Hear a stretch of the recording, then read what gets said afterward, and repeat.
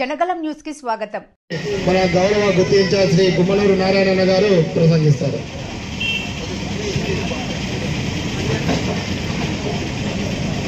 ఎన్టీఆర్ ఎన్టీఆర్ ఎన్టీఆర్.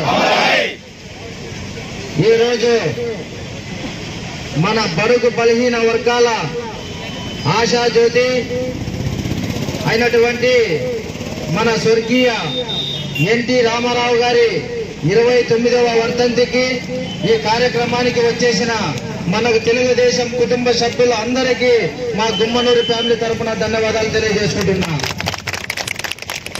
మనం ఈరోజు మన ఎన్టీఆర్ గురించి కొన్ని మాటలు చెప్పుకోవాల్సిన అవసరం ఎంతైనా ఉంది. ఎందుకంటే ఆ రోజుల్లో మన ఉమ్మడి రాష్ట్రమైనటువంటి ఆంధ్రప్రదేశ్ లో జాతీయ పార్టీల అపన్న హస్తాలలో మన బడుగు బలహీన వర్గాలకు చెందిన ఎంతో మంది నలిగిపోతున్న రోజుల్లో ఆ రోజు మన నట సామ్రాట్ ఎన్టీ రామారావు గారు ఒక బడుగు బలహీన వర్గాలకు చెందిన వాళ్ళు జాతీయ పార్టీల కింద నలిగిపోతున్నారు, బడుగు బలహీన వర్గాలని గుర్తించడమే లేదని ఆ రోజు తెలుగుదేశం పార్టీ ఎందుకోసం మనం స్థాపించకూడదు, తెలుగు వాడి కోసము తెలుగుదేశం పార్టీని స్థాపించి 9 నెలల్లో ముఖ్యమంత్రి అయిన ఘనుడు మన ఎన్టీ రామారావు గారు చెప్పి తెలియజేసుకుంటున్నా.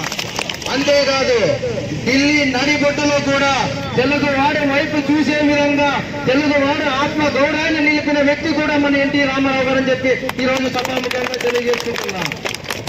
అదే విధంగా మన బడుగు బలహీన వర్గాలకు చెందిన గూడు గూడు గుడ్డ ఈ 3 ముఖ్యంగా ఉద్దేశమని, అదే విధంగా ఒక పూట తింటూ ఒక పూట ఉపవాసం ఉంటున్న మన బడుగు బలహీన వర్గాల్ని గుర్తించి 2 రూపాయల కిలో బియ్యం కూడా చేపట్టిన గనుడు మన ఈరోజు మన ఎన్టీ రామారావు గారు అని చెప్పి ఈరోజు మీ అందరికీ తెలియజేసుకుంటున్నా.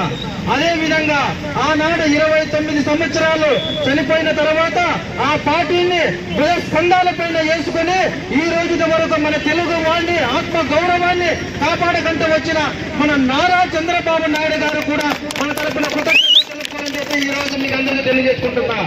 ఎందుకంటే ఎంతో మంది పార్టీలు పెట్టినా ఆ పార్టీలు కనుమరుగైపోయినవెన్నో, కానీ మన ఎన్టీఆర్ స్థాపించిన పార్టీని ఆయన భుజ స్కంధాల పైన మోసుకుంటూ ఎన్నో కష్టాలు వచ్చినా వైఎస్ఆర్సీపీ పార్టీ వాళ్ళు జైలుకి పంపించినా భయపడకుండా తెలుగు రాష్ట్రంలో ఉన్న బడుగు బలహీన వర్గాల అండదండలు ఆ రోజు ఎన్టీఆర్ స్థాపించిన కుటుంబం ఉందని భయపడకుండా బడి లోకేష్ పాదయాత్ర చేస్తూ ఇక్కడ జరుగుతున్న అరాచకాలను ఎండగట్టి 164 సీట్లు తెప్పించుకున్న ఘనుడు మన ఈరోజు చంద్రబాబు నాయుడు గారు అని చెప్పి ఈరోజు ఈ సభాముఖంగా తెలియజేసుకుంటున్నా. ఎందుకు ఈ మాట చెప్తున్నానంటే బడుగు బలహీన వర్గాలకు చెందిన వ్యక్తులని రాజకీయంగా ఎదగల చేసిన వ్యక్తి ఎవరంటే నారా చంద్రబాబు నాయుడు అని చెప్పి ఈరోజు సభాముఖంగా తెలియజేసుకుంటున్నా.